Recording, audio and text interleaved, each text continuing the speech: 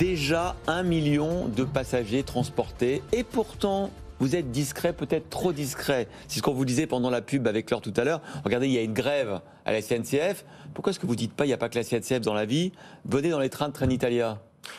Nous sommes discrets dans le sens que nous ne basons pas notre business sur la grève, en fait. Oui, certainement, il y a quelques passagers qui, à cause de la grève, prennent nos trains, mais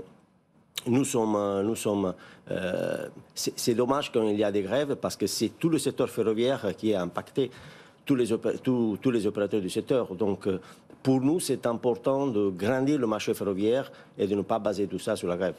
Sauf que si on fait un sondage sorti studio et qu'on demande aux gens est-ce que vous pensez qu'il y a une alternative à la SNCF, je suis à peu près sûr que tout le monde répond non. Donc là, il va quand même falloir investir quand même dans la communication. Vous n'êtes pas obligé de choisir la grève, mais vous n'avez que 50% de remplissage du Paris-Lyon.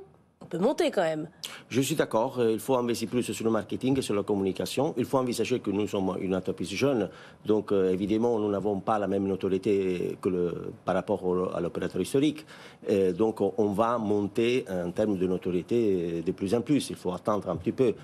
Il faut envisager que nous avons lancé notre service en décembre 2021 avec des liaisons Paris-Milan. Et suite à cela, donc à partir d'avril et en juin, nous avons complété une offre Paris-Lyon. Donc il faut attendre encore des mois.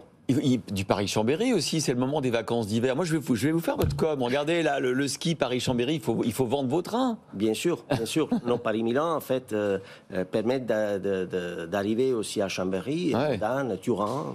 Pourquoi est-ce que vous êtes aussi discret? Est-ce que vous avez peur de la SNCF ou des cheminots? Est-ce qu'on vous dit, vous pouvez vous installer sur le marché français, mais faites pas trop de bruit parce que sinon, il y aura des représailles. Pardon de poser la question comme ça, mais moi, je vous trouve très discret.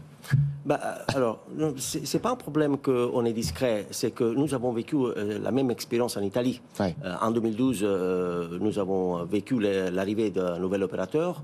Et donc, suite à l'ouverture de la concurrence, il y a eu un développement énorme du marché ferroviaire. Et nous avons constaté que le développement du marché ferroviaire n'est pas basé sur la contraposition, sur le fait d'aller contre l'autre opérateur, mais plutôt de travailler ensemble, d'avoir un rôle plutôt de complémentarité pour permettre de faire grandir le marché ferroviaire. Parce que si nous faisons grandir le marché ferroviaire, tous les acteurs concernés peuvent bénéficier.